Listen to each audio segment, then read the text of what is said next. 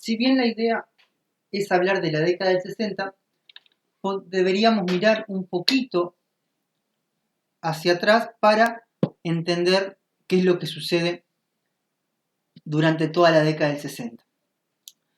Si nosotros recordamos lo que vimos anteriormente en clase, es que tras la crisis económica de 1955 y la crisis interna de los partidos tradicionales y especialmente del Partido Colorado, genera el triunfo del Partido Nacional en 1958, luego de 93 años de gobiernos ininterrumpidos del Partido Colorado.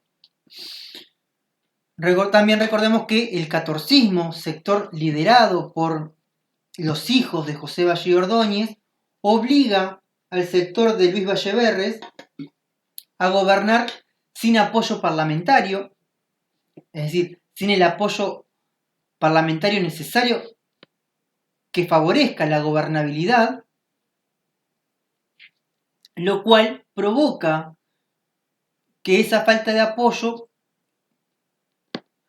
que por la falta de apoyo no se logre cumplir con una gestión positiva para el país. Y es por eso que el neovallismo, ¿no?, comienza a cerrarse y con él también se cierra, ¿no?, un periodo de desarrollo económico y social para el país. Bien, recordemos que también una vez que el Partido Nacional asume en 1958, asume con temor, y ese temor se debía a que existían rumores de que el Partido Colorado no iba a ceder el poder fácilmente, a revueltas que entorpecieran el cambio de mando, pero obviamente nada de eso sucedió. Una vez que el Partido Nacional llega al gobierno, bueno, tiene medidas u objetivos claros a la hora de aplicar su programa de gobierno. La idea principal en base económica o en la base económica es sustituir esa idea de estado interventor o ese estado del bienestar que venía aplicando el Uruguay vallista y especialmente también durante el neovallismo, lo que busca es una reforma que tiende a liberalizar la economía y pretende volver de alguna manera a lo que es el liberalismo económico. Por eso, como medida, busca abandonar las prácticas proteccionistas, también eliminar aquellos cambios múltiples que se venían aplicando y dar fin al intervencionismo estatal. ¿Sí? Y a la vez, mientras se pone fin al intervencionismo del Estado, también comienzan a aplicarse medidas que eliminan o que tienden a eliminar los subsidios a los industriales. Estas medidas, ¿no?, provocan que se aplique una reforma monetaria y cambiaria que tienda a la implantación del modelo basado en el liberalismo económico. Ahora, Ana Frega dice que las políticas fiscales del gobierno fue acompasada por la baja de los salarios. Esa baja de los salarios generó un aumento en el costo de vida y a la vez un descontento en los sectores asalariados que estaban organizados. Ahora, si nosotros queremos entender a la década del 60, deberíamos pensar, bueno, que cuando hablamos de la década de 1960 en el Uruguay, los historiadores, ¿no?, o la historiografía afirma que la década del 60 es decir, esta década de 1960, tiene una personalidad propia. Y esa personalidad propia se debe a que cada país la vivió a su manera. En Uruguay se podría afirmar que la década del 60 comenzó en 1958, o sea, con el ascenso del Partido Nacional al gobierno, y que concluye en 1973 cuando se da el golpe de Estado. ¿Sí? Bueno, vemos una década del 60 que se inicia con una creciente ola de violencia, y estas tendencias violentas provocan un retroceso en la vida del país. ¿Por qué un retroceso? Porque, bueno, debido a que el Uruguay tuvo o vivió un periodo de 56 años sin conflictos civiles. Recordemos que el último conflicto civil que atraviesa nuestro país es el 1904, cuando Aparicio Saravia pierde la vida frente a las fuerzas del Estado.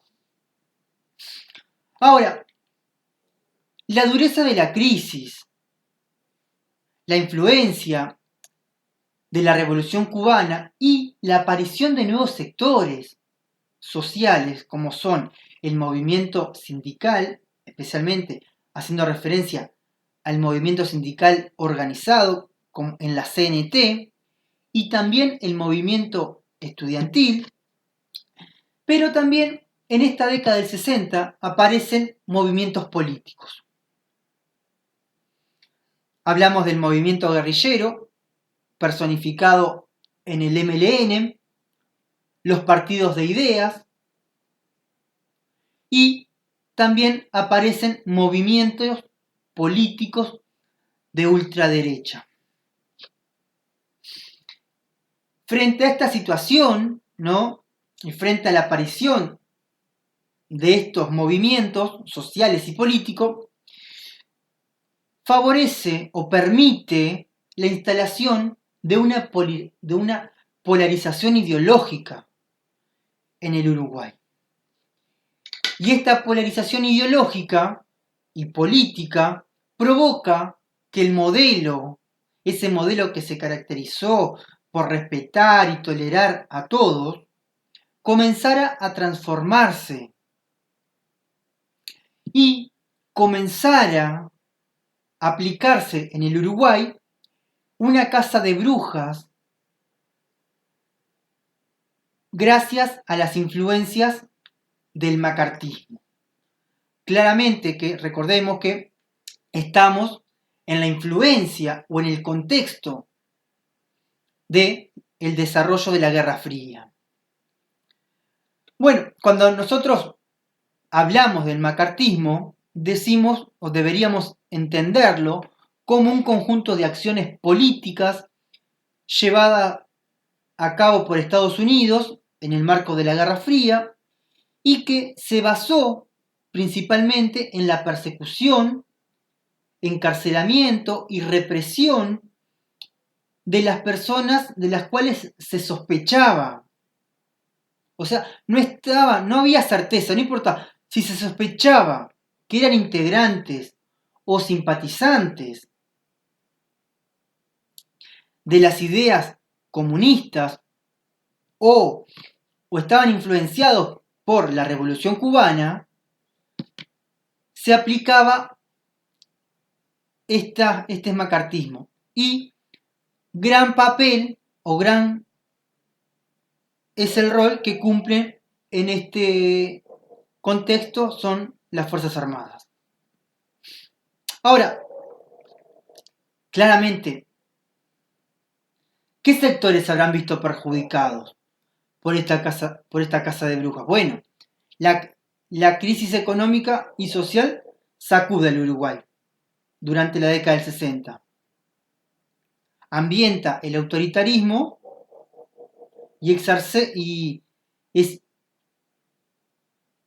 y la influencia excesiva de las Fuerzas Armadas. en su participación. ¿Sí? Pero ¿quiénes son los grupos que más se ven perjudicados? Bueno, el movimiento estudiantil, el movimiento sindical, el movimiento guerrillero, porque se los considera simpatizantes del comunismo. Ahora, tras los rumores de golpe de Estado, también se comienza un proceso de politización de las Fuerzas Armadas uruguayas. Según la historiadora Selva López, ¿no? Es en este contexto de la Guerra Fría que los militares comienzan a apartarse de las prácticas democráticas a partir de estos años y comienzan a aplicar la doctrina de la seguridad nacional. Claro, ¿por qué? ¿Por qué se apartan de las prácticas democráticas y aplican la doctrina de la seguridad nacional? Bueno, tras la victoria de la Revolución Cubana y el avance de las izquierdas, se busca una izquierda que busca acceder al poder, ya sea por la vía legal o por la armada, obliga a los Estados Unidos, en este contexto de la Guerra Fría, a redefinir la estrategia para el control de América Latina. Pero, ¿de qué manera influye Estados Unidos? ¿O por qué lo hace? Bueno, primero que nada, influye de manera económica. Pero también influye de forma política e ideológicamente. Esto se debe al tenso clima internacional de los enfrentamientos entre Estados Unidos y la URSS, el cual se traslada a América Latina, y ese clima comenzó a intensificarse a partir de 1961, cuando Fidel Castro se declara comunista. También la crisis de los misiles, ¿no? Un centro militar de la Unión Soviética en América, reafirmó la política estadounidense de aislar, primero que nada, a Cuba de América Latina, y supuso la expulsión de la OEA y cada país fue rompiendo las relaciones diplomáticas con Cuba. Esa es la primera estrategia de los Estados Unidos. Y el Uruguay no fue ajeno a esas medidas. En 1964, el Consejo Nacional de Gobierno deja en claro cuáles eran los lineamientos ideológicos y decide romper las relaciones diplomáticas con Cuba. Cuando se plantea romper dichas relaciones con la URSS, no se consiguen los votos necesarios en el Consejo de Gobierno. Pero bueno, sí se logra romper las relaciones diplomáticas con Cuba y con la URSS no, por falta de votos y porque también no era conveniente romper las relaciones con la Unión Soviética. Ahora, tras la ruptura de las relaciones diplomáticas con Cuba, se produce un movimiento o un encuentro multitudinario en el aeropuerto de Carrasco con la intención de despedir al embajador cubano, y frente a ese acto o encuentro multitudinario, el gobierno ordena una represión dura contra las personas que allí se encuentran, lo cual deja en claro las tendencias anticomunistas en algunos sectores de la sociedad.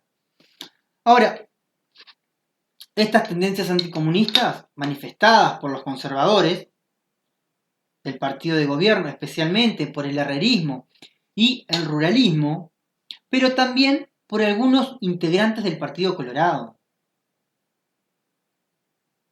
No solamente el gobierno deja en claro cuáles son su tendencia o su postura frente al comunismo, sino que algunos sectores del Partido Colorado también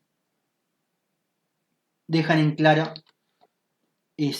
esa situación. Ahora, también vemos que en la década y frente a la polarización ideológica y política, los movimientos de los trabajadores públicos y privados con apoyo de los gremios estudiantiles comienzan a provocar grandes huelgas y manifestaciones que también fueron reprimidas por el gobierno. Estas medidas represivas, que el Uruguay de la tolerancia y el respeto por las ideas de todos, comienzan a tomar un nuevo rumbo. Es por eso que la campaña de apoyo y defensa de la Revolución Cubana, desarrollada por la FEU, ¿no?, la Federación de Estudiantes de la Universidad, ¿no?, Universitarios del Uruguay, y el movimiento sindical, provoca la aparición de varios grupos de ultraderecha que comienzan a actuar libremente en el escenario político. O sea que surgen como reacción a estos grupos denominados de izquierda o comunistas.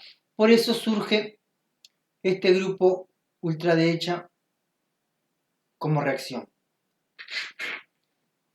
Ahora, por ejemplo, el movimiento estudiantil para la defensa de la libertad, ultraderechista y anticomunista, irrumpe en la Universidad de la República. Ataca a varios profesores, también estudiantes, pero los atacan porque consideran o los acusan de que utilizan a la Universidad de la República para promover las ideas comunistas. Y con lo que respecta a esto, a mí me hace pensar esta situación. Porque hoy en día, en pleno siglo XXI, todavía existen grupos de ultraderecha que siguen catalogando a la Universidad de la República e incluso a la formación docente y especialmente al Instituto de Profesores Artigas como un lugar que lo que hace básicamente es adoctrinar y buscar reproducir el comunismo. Que igual yo creo que no es así, pero es otro tema. Pero es para poner el ejemplo. Ahora, este movimiento contó con el apoyo de los aparatos represivos del Estado. A diferencia del movimiento sindical y del movimiento estudiantil, que eran reprimidos por la policía, el movimiento ultraderechista contaba con el apoyo de la policía. Y es en este contexto de polarización ideológica, ambientado en la Guerra Fría, donde los contenidos de este enfrentamiento apuntan fundamentalmente a impedir. Se busca impedir la expansión del comunismo. Claramente, ¿no? El Pentágono redefinió las estrategias de los ejércitos nacionales. en ese combate con el comunismo. Y esa redefinición de estrategia se produce a través de lo que nosotros conocemos como la doctrina de la seguridad nacional. Esta doctrina de la seguridad nacional no solamente da fundamento ideológico a las Fuerzas Armadas, sino que también plantea que los ejércitos deben participar del gobierno. Y es a partir de la participación de este ejército en el gobierno donde podrá luchar contra los movimientos revolucionarios. Según la doctrina de la seguridad nacional, los ejércitos deben prepararse para enfrentar un nuevo tipo de lucha y Julio Aróstegui nos dice que el enemigo al que las Fuerzas Armadas debían enfrentar estaban dentro de las propias fronteras nacionales. Y no buscamos un enemigo externo. No, el enemigo que las Fuerzas Armadas deberán destruir o eliminar están dentro de las propias fronteras nacionales. Claramente que en el ámbito político esta doctrina normalmente prohíbe a los partidos de izquierda en asuntos nacionales. El que piense de algo diferente, bueno, queda clarísimo de que los partidos de ideas, que se los considera así, o los partidos de izquierda, no podrán existir. Y en caso de que haya partidos de izquierda, estos deberán ser censurados e incluso se deberá encarcelar a sus dirigentes. Recordemos que Uruguay tiene y tuvo un partido socialista desde comenzado el siglo XX y que este partido socialista actuó libremente en nuestro país. Pero en esta década del 60 comienza a tener algunos problemas. Problemas que con la dictadura del 73 comenzará claramente a será censurado y sus dirigentes serán proscriptos y algunos deberán exiliarse, otros fueron encarcelados y alguno simpatizante y algún representante también fue asesinado durante este periodo. Ahora, para terminar, bueno, Carlos de Masi plantea que el Uruguay fue uno de los pocos, si no el único país latinoamericano en el que el Partido Comunista actuó legalmente aún en la etapa más dura de la guerra. Y se debe a que Uruguay, a pesar de todo, es un país que respeta las ideas diferentes y que ante los pedidos de Estados Unidos sostiene que el Partido Comunista en Uruguay es legal y que al ser un país democrático no se puede censurar un partido porque sí. Algo que durante el periodo de Pacheco no pasará y no solo Pacheco cerrará semanarios que tengan tendencias de izquierda, sino que también censurará y clausurará a los partidos de izquierda. Bien, esperemos que, obviamente que esto es una visión genérica de lo que es la década del 60 y que hay mucho más para hablar, pero la próxima que nos veamos vamos a trabajar el Pachecato, pero previo al Pachecato me gustaría trabajar a los actores sociales, o sea que vamos a desarrollar